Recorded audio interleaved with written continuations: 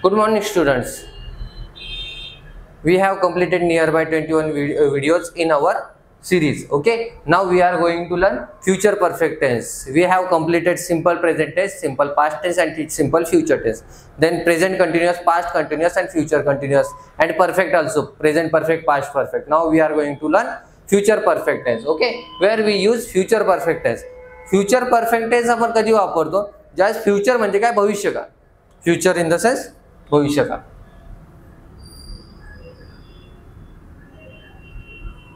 Okay, then future perfect. What is the meaning of perfect?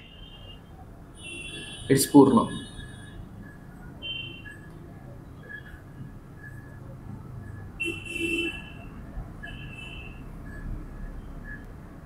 Tense in the sense काळ. Okay, पूर्ण भविष्यकाळ.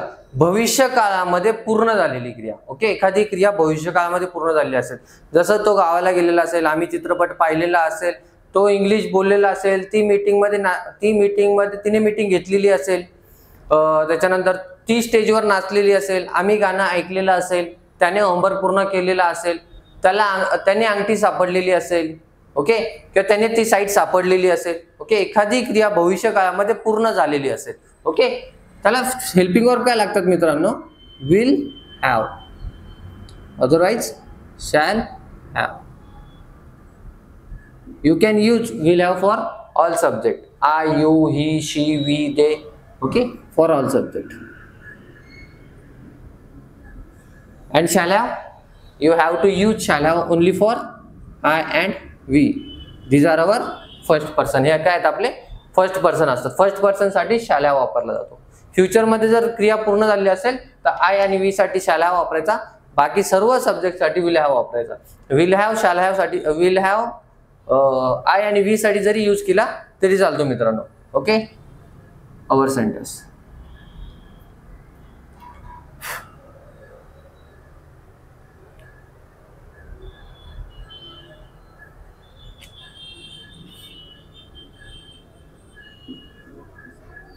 तो शाळेत गेलेला असेल. क्रिया पूर्ण झाली मित्रांनो. तो शाळेत जात असेल ही कंटिन्युअस मध्ये, तो शाळेत जाणार सिंपल फ्युचर मध्ये, आणि तो शाळेत गेलेला असेल म्हणजे क्रिया पूर्ण झालेली असेल. तो शाळेत गेलेला असेल, पूर्ण झालेली असेल क्रिया. ओके, त्यावेळेस काय यूज होतो? You have to use subject, then helping verb, then V3 and object. Okay, what is our subject? तो मीन्स ही. हेल्पिंग वर्ब काय लागेल तोला? ऑल सब्जेक्ट मध्ये येतो म्हणजे will have.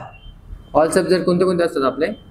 I, you, he, she, we, they. I, you, he, she, we, they and it. हे आपले काय आहेत? All subject. ही साठी काय यूज होतो मित्रांनो? Will have. He will have gone. तो गेलेला असेल कुठे? To school. काळजी करू नको, तो आजारी असला तरी तो शाळेत गेलेला असेल. ओके, काळजी करू नको. त्याने होमवर्क पूर्ण केलेला असेल. ही विल हॅव कम्प्लिटेड होमवर्क. त्याने होमवर्क पूर्ण केलेला असेल. त्याने पत्र किंवा तिने पत्र लिहिलेलं असेल. She will have return a letter. तिने पत्र लिहिलेलं असेल. आम्ही क्लासला गेलेलो असो. ओके, गेलेलो असणार, गेलेलो असो. वी विल हॅव किंवा we shall have gone to class, किंवा आलेलो असणार. We will have come to class. आम्ही क्लासला आलेलो असणार. त्याने तुझा मोबाईल लपवलेला असेल. त्याने तुझा मोबाईल लपवलेला असेल. ही will have hidden your mobile. त्याने तुझा मोबाईल लपवलेला असेल. आता हे झाले पॉझिटिव्ह वाक्य मित्रांनो. याचा निगेटिव्ह कसा होणार? You have to use first subject, then will or shall, then not. Have, V3 and object. तो शाळेत गेलेला नसेल. तो शाळेत गेलेला नसेल. ही will not have gone to school.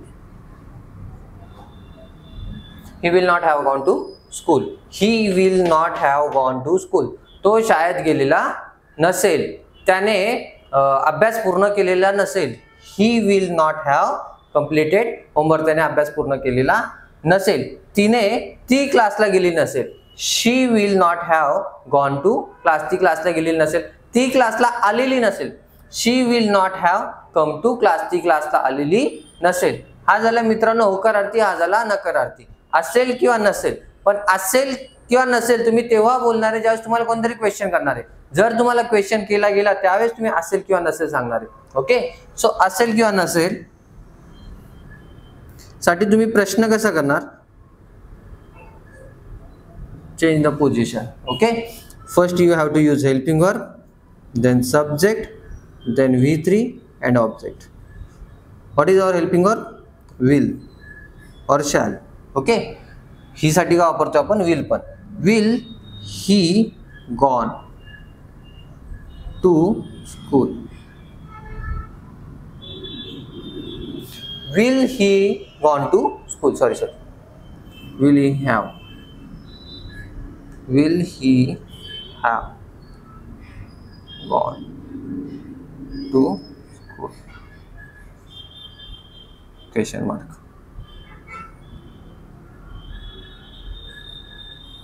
Will he have? V3 and object. Will he have gone to school? तो शाळेत गेलेला असेल का? हा झाला प्रश्न मित्रांनो. ओके, तो शाळेत गेलेला असेल का? ज्यावेळेस प्रश्न येणार आहे त्याच्यानंतर आन्सर येणार आहे हो तो शाळेत गेलेला असेल किंवा नाही तो शाळेत गेलेला नसेल. तो शाळेत गेलेला असेल का? Will he have gone to school. तो शाळेत गेलेला असेल का? आन्सर काय येईल? Yes, he will have gone to school. तो शाळेत गेलेला असेल. आणि नसेल तर no, he will not have gone to school. तो शाळेत गेलेला नसेल. त्याने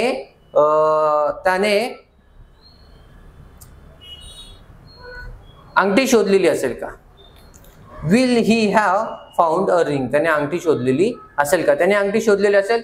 yes, he will have found a ring. त्याने अंगठी शोधलेली असेल. आणि नसेल तर no, he will not have found a ring. त्याने अंगठी शोधलेली नसेल. तिने अभ्यास पूर्ण केलेला असेल का?